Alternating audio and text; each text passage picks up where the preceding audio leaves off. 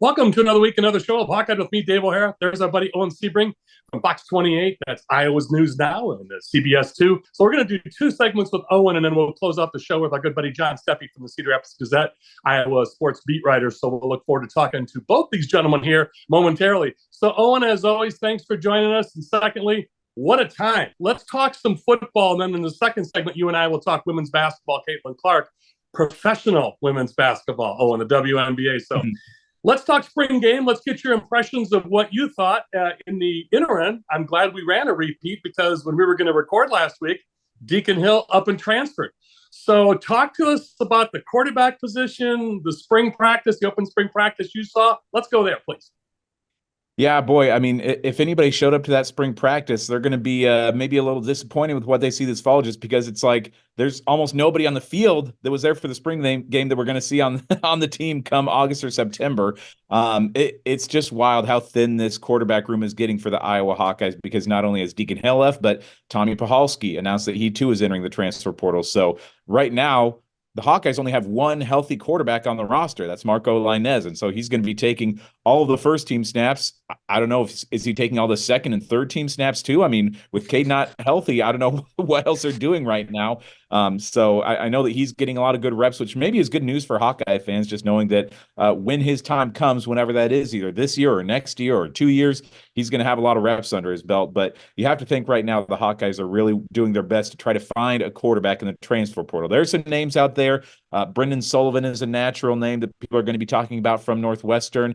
I just saw Rutgers quarterback that he entered the portal as well.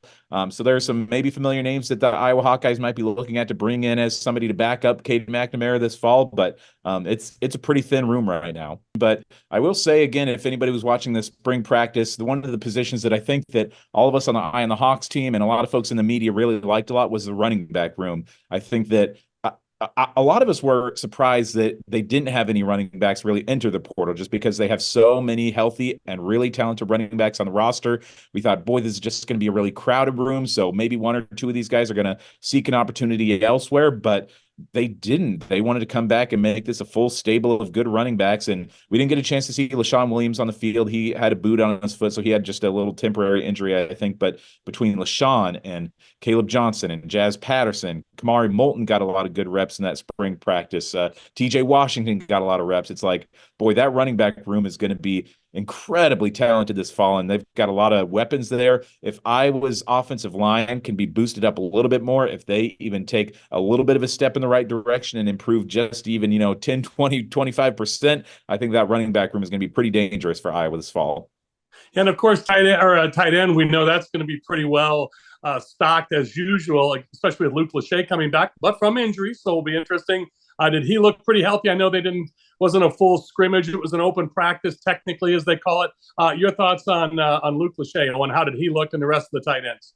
Yeah, Lachey is going to be, he's as good as advertised. He's going to be probably a first-round draft pick come next year, assuming he's healthy. I think that what you see is what you get. He's going to be probably a first-team All-Big Ten. The guy is just absolutely NFL ready, and once he's healthy from injury, he's going to be good to go. And it's just incredible how deep that tight end room is. They had I'm blanking on his name right now, but they had one tight end who entered the transfer portal, and it's like, he's, I'm sure, a really talented kid, but he would have been like the sixth or seventh tight end on the depth chart, just because they've got so many good players in there. Hayden Large is listed as a tight end rather than a fullback this year, so he's got a lot of good college experience over at Dort and playing as a fullback last year at Iowa. There's just so many guys in that tight end room that it's natural that it's going to get crowded, and some guys are going to get pushed out, but that's going to be another spot where there's going to be a lot of good talent on the team this fall.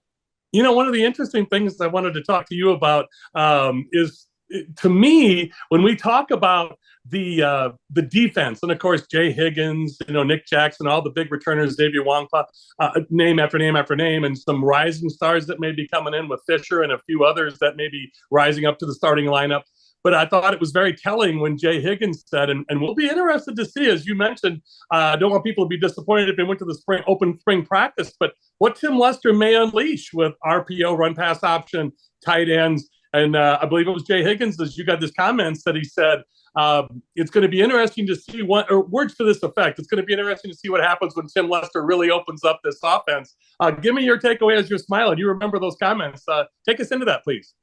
Yeah, what really excites me about it, and I'm sure excites a lot of the players on the defense, is that they had such an outstanding defense last year, in spite of the fact that they were on the field so much. I mean, those guys were so worn out, burnt out by the end of the year. You know, we saw both Jay Higgins and Nick Jackson have 100+ tackles last year, just because they had to be on the field so often to compensate for the fact that the offense couldn't move the ball. They'd be 3 and out every single game, and so the defense had to be on there just nonstop. And so even if the Iowa offense can pick up the pace a little bit more and just string together some first downs, string together a few more scoring drives, that gives the defense more of an opportunity to sit on the sideline for a little while longer, catch their breath, rest a little bit more to be fully healthy once they come back on the field the next time. And so I think that defense has to be excited about the prospect of what they can bring to the table when they get a chance to get full breathers and come back fully healthy each time. This looks to be a pretty darn good situation for Cooper DeJean going to the Philadelphia Eagles, Owen.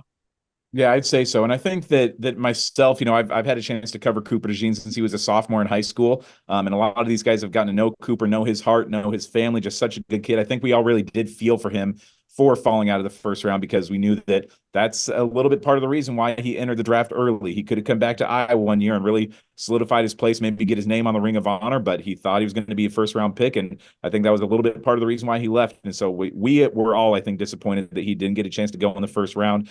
But you saw the reaction on Cooper's face when Philadelphia did draft him, and boy, he still was so emotional, so overjoyed to be going there. And he is just a kid that, like, you know, whether I'm in the first round, second round, or seventh round, I'm going to go there and I'm going to work my hardest and do my darndest to be there. And it is a good landing spot for him. I mean, that is the one thing about Philadelphia, is that it's a place that they were in a Super Bowl just a couple of years ago. They were a great team for the first half of last season, kind of fell apart towards the bottom half of the year.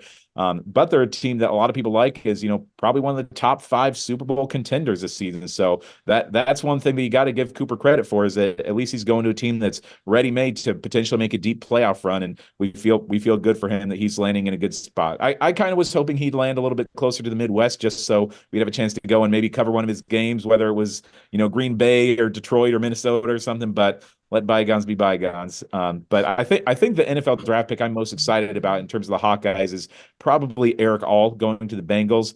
That's a guy who I think is such an incredibly talented tight end, and I think that the Bengals really got a steal out of him, dropping to, I think he was taken in the 4th round.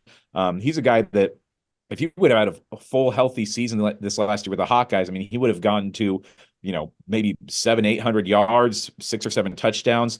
A lot of people forget he played in half as many games as anybody else, and still ended the season as the leader in receiving yards and receiving touchdowns, in spite of playing half as many games as Nico Ragaini or anybody else. And so I think the Bengals staff, players, and fans are really going to be happy with having Eric All on the roster. Yeah, no doubt. As we mentioned, Torrey Taylor going to the Bears, and that is in and of itself what we expected. Normally, punters, place kickers don't even get drafted, or if they do, it's in the 5th, 6th, and 7th rounds. But 4th round to the Bears, and also with Logan Lee, as I mentioned, 6th round to the Steelers, then free agent deals for Noah Shannon. Even, as you mentioned, being 6th or 7th team tight end at Iowa and transferring, entering the portal, Steven Stilianos, more 3rd, 4th-string tight end, doing a free agent deal with the Titans, and congrats to Joe Evans getting a free agent deal potentially, and we'll see if they make rosters. But to your point about Cooper DeJean being closer to the Midwest, the Eagles traded up to get him. Harry Roseman, who really wanted Cooper and was just shocked and happy that he was still available. Oh, and let's take our first break, and when we come back for the second segment, we'll transition big time from football into women's basketball, college, and now WNBA. So it'll be great to talk to you. Folks, he is Owen Siebring, and sports anchor, at Fox 28, CBS2, also Eye on the Hawks podcast with our buddy Mitch Fick, the news anchor there. So they do a great job. And you see, again, be sure to check out all the links that you see for Owen throughout this program, along with mine and Eye on the Hawks podcast and Iowa's News Now sports anchor, Owen Siebring. We'll be back with more and Owen and Hawkeye in just a few moments. To have a strong finish, you need an excellent start. It's true on the track and also in the field. That's why Mershman Seeds works tirelessly to deliver cutting-edge technology year after year. Introducing Starting Line, Mershman Seeds' latest advancement in seed treatment, now providing added protection from white mold and sudden death syndrome all season. Ask for Starting Line seed treatment from Mershman Seeds, your friend in the field. Welcome back to Hawkeye with me, Dave O'Hara. You see our buddy Owen Siebring on the screen there, and Owen Kind enough to stay over for a second segment. Owen, a sports anchor with Iowa's News Now, Fox 28, CBS2. But let's transition from football into women's basketball. Caitlin Clark, of course, is going to lead that conversation. Owen, 39 days from her championship game appearance to exhibition game against Dallas as we record this on Wednesday afternoon, May 1st, in 2 days after 5 practices. Boom, right into an exhibition or preseason game, and then the season starts in less than 2 weeks with regular season games. So besides Caitlin, I'm going to lay this out for you too. Kate Martin in Vegas with the Aces, the back-to-back champions in the WNBA the last 2 seasons, obviously back-to-back. Megan Gustafson, who you did a great piece on a couple of weeks ago, she is there. Bria Beal, a Quad Cities girl on the Illinois side, played at South Carolina. She's on that roster. Kate Martin being on the Illinois side, but was an Iowa Hawkeye. And then Kia Stokes, who played at UConn, but is a Linmar, Marion girl, Greg Stokes' daughter, former Hawkeye basketball playing great. A lot of Iowa energy there, pun intended, besides being with Caitlin Clark and the Indiana Fever. If you don't like the Fever, maybe choose the Aces. A lot of Iowa talent in the WNBA. Owen, let's talk about it, please.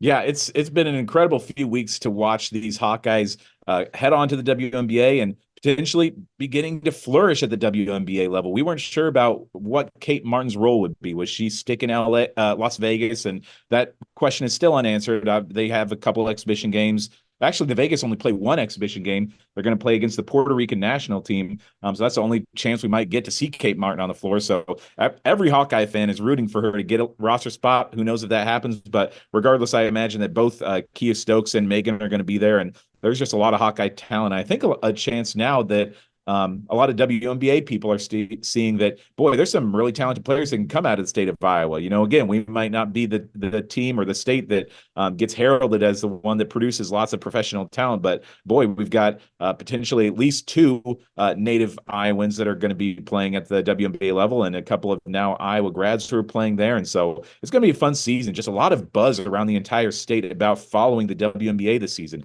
People are starting to learn the teams a little bit more, learn some of the rosters, whether it's the Fever or the Aces or somebody else.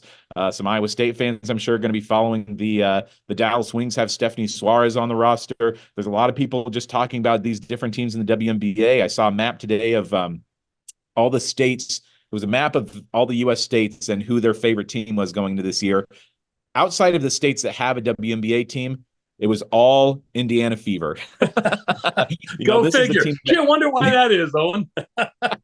Yeah, it's a team that everybody knows right now. Obviously, people love Caitlin Clark, and people are starting to learn about the rest of this roster too. They're like, oh, who's this Erica Wheeler? Who's this Aaliyah Boston, obviously, is on the roster. Kelsey Mitchell, former Big Ten player from Ohio State, is on the roster. People are starting to learn the other players on this roster just kind of through the Caitlin Clark effect. That's starting to spread a little bit more now to the WNBA. And so this is a team that everybody's going to be following this year. And I can't imagine how busy the PR and media relations people are at the Fever right now, just knowing that everybody nationwide, every media outlet is going to be wanting to follow this team.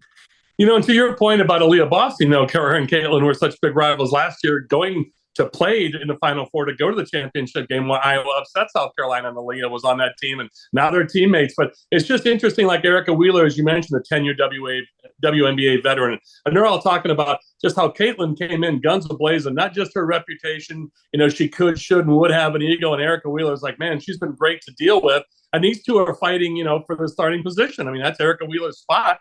But obviously, Caitlin's going to, get the lion's share of the attention and play. Her jersey, of course, top selling.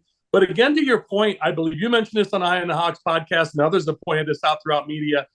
The women, within, like I said, about 5 weeks after they play, their season ends, they're playing in the WNBA, where the men get almost over 200 days between if they play in the postseason in March Madness to when they play in the NBA. So a lot different learning curve. And as you mentioned with the Aces, only having 1 exhibition game. So it will be interesting to see what Caitlin's transition. It looks like right now, from all the film that you've seen and that I've seen in her few practices so far leading into the Indiana Fever, doesn't look like she's lost anything off that fastball with her speed of running the game. I've seen a couple of incredible passes, a couple of bomb three-pointers, her typical logo threes in practice. And man, do her teammates seem to really love her passing more than her scoring, because as you and I know, it's all about getting that ball and putting it in the rim. And Caitlin, at passing, and Aaliyah Boston, she's just beaming right now going from being Caitlin's arch enemy and rival to now loving Caitlin Clark. Funny how that world turns. Yeah, and I love, too, that Caitlin and Aaliyah are reunited again. They, of course, played on Team USA before. They've been teammates before, and so they have a history that goes back to when they were probably just 15, 16 years old, and so I think they're enjoying just being back in the same city, same uniform together again. Aaliyah Boston is just – I got a chance to know – I mean, not know, but, like, interview her a few times during that Final Four appearance when she was at the Naismith Award and in the locker room, and she is just the absolute sweetest girl in the world. I really always love getting a chance to interact with Aaliyah Boston. So I'm just excited for those two to come together and be teammates and have exposure and be role models at this next level together. And I do hope for Hawkeye fans and Fever fans and everybody that sees Caitlin coming into this league that I hope they're not anticipating that she's going to be scoring 25, 30 points a game right away, because I really don't think that's going to happen. I think that she's probably, if I were to guess, she'll average maybe between 12 and 15 points a game this year. But I think her assist game is going to be so absolutely elite this year when she has Aaliyah Boston and Kelsey Mitchell on the opposite end of those assists, that she might be averaging 10, 12 assists per game. She might average more assists than points per game this year. Who knows?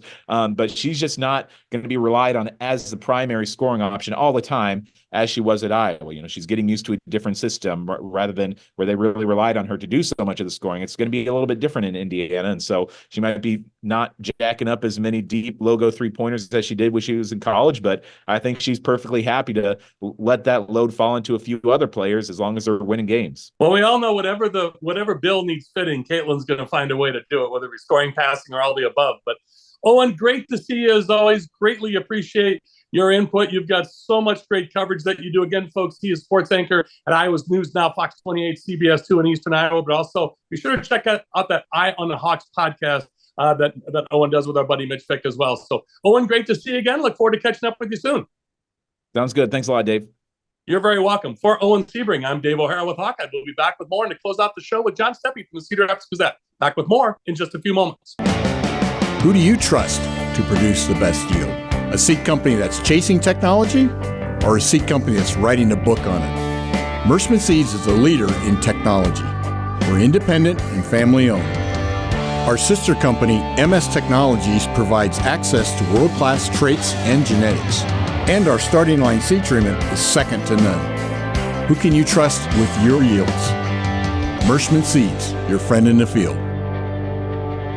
Welcome back to Hawkeye with me, Dave O'Hara. You see our buddy John Steppe on the screen. John, of course, with the Gazette, Iowa beat writer, covers all things Iowa sports. And I just want to preface this. John and I were talking off the air. We could go multiple shows, multiple segments with all we've got to talk about today. But I'm going to stay pretty focused on what I'm going to talk to John about and what we're going to discuss. But you wrote a great piece that was very telling about a lot of things. Thank you. It has been a high position of turnover and a lot of attrition there. Really, the two positions that you've seen a lot of attrition have been quarterback and wide receiver. Really, those two spots. Quarterback, as you mentioned, 6 people transferring since 2021. Nate Stanley being the last scholarship guy to go all the way through, play as a senior, then go off and graduate. I think there are a couple factors at play here. Some of it is tied to the offense, the lackluster offense, and some of it too is a sign of the times, where you only have one quarterback who can play at any given time. And we're in this transfer portal era now where if you don't have a great path to playing time, if you look and you say, okay, I'm a few spots farther down on the depth chart than I would like. I think of Carson May, for example, after the Music City Bowl. If you're a few spots below where you'd like on that depth chart, all of a sudden, okay, you can go someplace different and you have the right to be able to find a better fit for you. So some of it ties to just what we're seeing overall.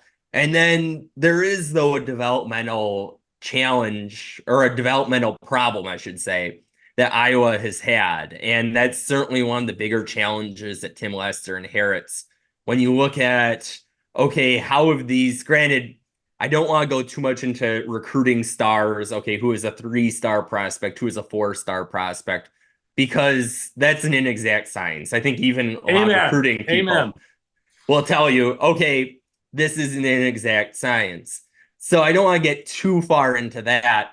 But you look at it, you take a guy like Joe Labus. Okay, He gets here, let's see if I can do my math, 2021, and then transfers after 2023 season and goes to Central Michigan. So you're seeing a lot of these guys not go to kind of quote unquote better schools. And you mentioned Deuce Hogan walking on at Kentucky, kind of throwback to the Music City Bowl there when Iowa played Kentucky again. But anyways, you have him going there. You have Alex Padilla going to SMU, which at that time was not a Power 5 program. Now they're joining the Big 12. So really, you look at it, and quarterback, you just have not had many hits. There's been a lot of misses, and you don't know how much of it is, are you bringing in the right guys? Are you just not playing the right guys? Are you not developing the right guys? You can kind of go down. There are a lot of different possible things. And this is now the big task for Tim Lester in terms of trying to kind of build back up the stable of quarterbacks. And they need to get somebody in the transfer portal, really. So the portal is closed. We're recording this on Wednesday. The portal closed on Tuesday. So they need to, at some point, get a quarterback added. Right now, you're down to 3 scholarship quarterbacks, 3 quarterbacks in general, because of Tommy Paholski, the walk-on, also transferring. That's not a huge deal, but you look at the 3 scholarship guys that you have left. You've got one who's coming off a season-ending knee injury, and then you've got a redshirt freshman in Marco Inez, and then you have a true freshman with James Rassar. So you look at that and you say, okay, yeah, you need to be able to attract quarterback talent. That's going to be a big challenge for Tim Lester. And then, of course, once you do get that talent in the door, how well are you developing them and kind of having some hits rather than kind of the 6 misses since 2021? So I'm going to ask you directly if you got any more vibe out of that. It seems pretty interesting that there may be, of course, you're not going to throw out the playbook at the spring game, scrimmage, practice, whatever you want to call it. But I do find it compelling that even the defense is going, man, we've seen some different things in practice. And obviously in a public open practice, we didn't see a lot. Give us your takeaway from that comment, those comments, please. Yeah, so we did see a lot of pre-snap motions, during snap motions, etc. It looked remarkably different. And then we talked to Jay Higgins afterward, and he made the point that maybe we haven't seen entirely everything that they've been doing. And some of those things are probably more subtle than other things. Yeah. So I don't think you're going to see anything totally complete opposite of what we saw necessarily, but some different intricacies. Jay made the point that, yeah, maybe they figured there'd be a few cameras around, as he's literally surrounded by reporters. So we have not seen the entire playbook. Tim Lester said a couple days before that practice that is about 85% in terms of getting the playbook in. But I'm sure we did not see the entirety of that 85%. So I'll be curious to see what week 1, week 2 look like in terms of what this offense will do. So if Cade stays healthy, that's great. He hasn't had a fully healthy season since 2021. And that's where quarterback is a need because of that. So the scheme left some reasons to be encouraged, but the personnel also has to be there. And I certainly understand fans who are a little more skeptical after the last couple seasons of offensive lethargy. Yeah, and when you mention a healthy Cade McNamara, that goes back to the Michigan, Jim Harbaugh, J.J. McCarthy days. So been more than a few years, but I got to tell you, John, great work on the draft. Everything else you've done, folks, check it out. All the links at the bottom of the screen throughout this segment, along with my information. Be sure to check out all the links for John's handiwork with the Gazette. Great stuff. Iowa beat writer, but it's just so much intricacy, so many intricacies that we didn't even have time to get to that you and I talk about off the air a lot. So, folks, be sure to check out all of John's handiwork. And as always, my friend, thank you so much for the great content you supplied today. And it's always great talking to you and seeing you, John. Thanks so much. Thank you. Always a pleasure. You're welcome, and likewise. So for John Steppe, Owen Siebring, I'm Dave O'Hara. My production partner, Michael Merrick, and to you, the viewers. That's all from us at Hawkeye. Thanks to all of you. And as always, thanks for staying tuned at the end of the program for these rolling credits to give our advertisers and sponsors the attention and credit they so richly deserve. And as always, to our aforementioned guests and to you, the viewers. That's all from us at Hawkeye. Thanks to all of you.